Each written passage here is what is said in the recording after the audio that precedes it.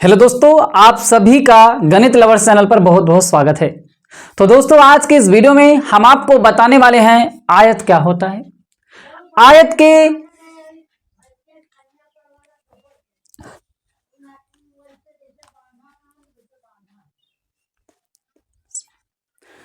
Hello दोस्तों, आप सभी का गणित लवर्स चैनल पर बहुत बहुत स्वागत है। तो दोस्तों, आज की इस वीडियो में हम आपको दोस्तों बताने वाले हैं आयत के बारे में। दोस्तों, हम बताएंगे आयत क्या होता है, आयत का विकर्ण कैसे निकाला जाता है, आयत का क्षेत्रफल कैसे निकाला जाता है, आयत का परिमाप कैसे निकाला जाता है। सब कुछ दोस्तों आपको हम एकदम सूत्र लिखते हुए और दोस्तों हम उदाहरण से समझाते हुए आपको बताएंगे। तो दोस्तों, आप इसी बात पर कर दीजिए वीडियो को लाइक। हम करते हैं दोस्तों आज की इस वीडियो को शुरू। तो दोस्तों, आज की वीडियो का टॉपिक है आयत, जिसे दोस्तों इंग्लिश में हम कहते हैं रेक्टेंगल।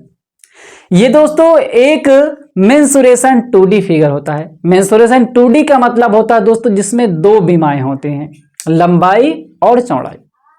तो दोस्तों ये हमारा आयत होता है जिसे रेक्टेंगल कहते हैं। ये दोस्तों आपको चित्र में बना दिया गया है। अब दोस्तों आप चित्र से क्या समझिए कि आयत कैसे है क्या नहीं है। तो दोस्तों आपको हम लिखकर भी समझाएंगे क्या होता है। तो आइए दोस्तों आपको बताते हैं। सबसे पहले आयत क्या होता है? एक ऐसा चतुर्भुज जिसके आमने सामने की भुजाएं बराबर होती हैं। ये क्या है दोस्तों? आपका चतुर्भुज है। चतुर्भुज मतलब चार भुजाएं हो। चतुर माने चार, भुजा माने भुजा। तो चार भुजा होता हुआ चतुर्भुज होता है। चतुर्भुज में आपका आयत आता है, वर्ग आता है और दोस्तों बहुत सारी चीजें आती हैं जो कि दोस्तों हम बारी बारी से सब आपको बताएंगे। फिलहाल दोस्तों आइए आयत के बारे में जानते हैं। इसको हम लिखते हैं। क्या होता है आयत?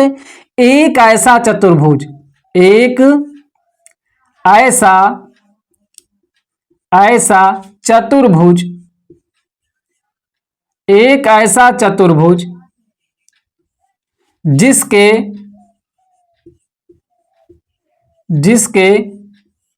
आमने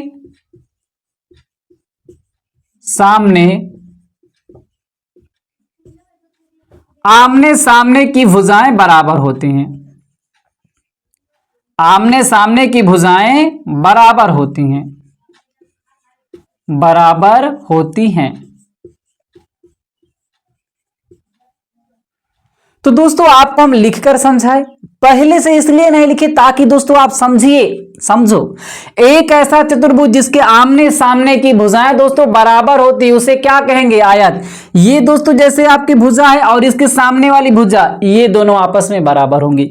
ये 4 सेंटीमीटर है तो ये भी 4 ही सेंटीमीटर रहेगी। ये 8 सेंटीमीटर है तो ये भी आपकी 8 ही सेंटीमीटर रहेगी। क्लियर? और दोस्तों इसके सामने भुजा ये है तो ये भी दोस्तों आपस में क्या रहेगा? बराबर रहेगा। ये 3 सेंटीमीटर है तो ये भी 3 ही सेंटीमीटर रहेगी। तो एक ऐसा चतुर्भुज जिसके आमने सामने की भुजाएं, दोनों आपस में जो सामने सामने हैं वो भुजाएं आपस में बराबर होते हैं, उसे हम आयत कहते हैं। इतना बात क्लियर? अब दोस्तों ये आपका क्या है? लंबाई। यल से डिनोट कर रहे हैं जिसे कहते हैं लेंथ, मतलब इसे दोस्तों समझो लंबाई। और ये दोस्तों आपका क्या होता है? ब्रेथ, जिसे कहते हैं दोस्तों चौड़ाई। हम बी से डिनोट कर रहे हैं। ये लंबाई हो गया और ये चौड़ाई। तो ये भी दोस्तों आपका लंबाई है तो ये भी आपका लंबाई रहेगा। ये चौड़ाई है तो ये भी आपका चौड़ाई रहेगा। तो सबसे पहले आइए अब दोस्तों इसके सूत्र के बारे में बात करते हैं। सूत्र यहां लिख लेते हैं और दोस्तों आपको उदाहरण से यहां पे आपको समझा देंगे। तो सबसे पहले आइए जानते हैं दोस्तों आयत का परिमाप। आयत का परिमाप, आयत का परिमाप समझिए दोस्तों। पहले परिमाप होता क्या है? परिमाप मतलब दोस्तों जिन जिन भुजाओं से मिल करके आयत बना है वो दोस्तों हमारा परिमाप कहलाता है। क्लियर? समझिए पहले। अब आयत किससे बना? इस लंबाई से बना है, इससे मिलकर के बना है, इससे मिलकर के बना है, इससे मिलकर के बना है। सभी को मेरे दोस्त जोड़ लो, वो परिमाप होता है। इसको जोड़ो, L plus B plus L plus B. अब दोस्तों ये क्या होगा? 2l हो गया और 2b हो गया। तो क्या लिख सकते हैं? 2l plus 2b। और दोस्तों इसी सूत्र को लिखा जाता है 2l प्लस b। तो दोस्तों आप समझ गए कि आज ये सूत्र कैसे बना था? 2l प्लस b इसी तरीके से बना था। अब आइए दोस्तों आपको बताते हैं आयत का क्षेत्रफल के बारे में। आयत का क्षेत्रफल, आयत का क्षेत्रफल, क्षेत्रफल जो दोस्तों होता है आयत का, वो दोस्तों होता है लंबाई इंटू चौड़ाई। तो इसे हम क्या लिख सकते हैं, एल इंटू बी, लंबाई गुणे चौड़ाई। अब दोस्तों बात आता है आयत के विकर्ण के बारे में। विकर्ण क्या होते हैं, इसके दो विकर्ण होते हैं। अगर दोस्तों हमने यहां से एक ऐसी लाइन खींचा, ये मिली, तो ये दोस्तों आपका एक विकर्ण हो गया। और यहां से दोस्तों ये आपस में खींचा, तो ये दोस्तों जाएगा, तो एक विकर्ण हो जाएगा। तो ये दोस्तों आयत के विकर्ण होते हैं। तो आयत का विकर्ण कैसे ज्ञात किया जाता है, आइए जानते हैं। आयत का विकर्ण, आयत का विकर्ण ये दोस्तों आपको ज्ञात करने के लिए अंडर रूट में एल स्क्वायर, लंबाई का स्क्वायर और चौड़ाई का स्क्वायर करेंगे, जो आएगा वो आयत का विकर्ण आता है। तो फिलहाल दोस्तों हमने आयत के बारे में जाना, आयत के सूत्र के बारे में जाना।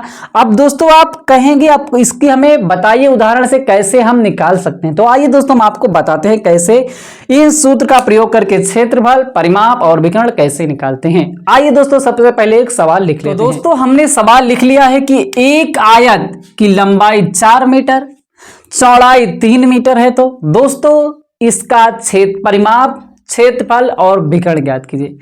इसी सवाल से दोस्तों आप सब कुछ निकालना सीख जाएंगे। आइए दोस्तों आपको सबसे पहले देखिए क्या दिया गया है। इसमें दोस्तों आपको दिया गया है लंबाई, लंबाई जिसे दोस्तों हम यल से डिनोट करते हैं। क्या दिया गया है, 4 मीटर, 4 मीटर दिया गया है। चौड़ाई दोस्तों इसमें दिया गया है जिसे बी से डिनोट करते हैं, ब्रेथ होता है। क्या दिया गया, 3 मीटर। अब दोस्तों इतना दिया गया, जो जो पूछा जा रहा है उसको आप निकालिए। क्या दिया गया, सबसे पहले निकालना परिमाप। तो परिमाप ज्ञात कीजिए। परिमाप दोस्तों क्या होता है, हमने लिख के बताया दोस्तों, 2l प्लस बी, 2 लंबाई प्लस चौड़ाई, तो 2l plus B, 2l plus B, तो 2 लंबाई, l मतलब लंबाई 4 प्लस बी ब्रेथ मतलब 3। ये दोस्तों क्या हो जाएगा, 2 4 3 7, तो 4 3 7 दूना 14, यहां पे 7 लिखो दोस्तों, 7 दूना 14।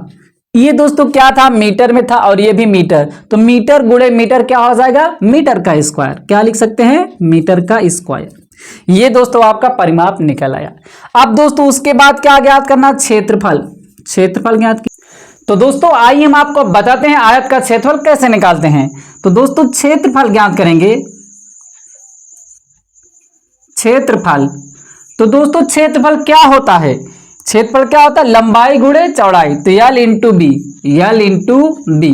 अब दोस्तों लंबाई आपका कितना है, लंबाई कितना आपका दिया गया है, लंबाई आपका दिया गया है 4 मीटर, कितना है 4, और चौड़ाई आपका दिया गया है 3। तो दोस्तों ये क्या हो, 4 दिया 12।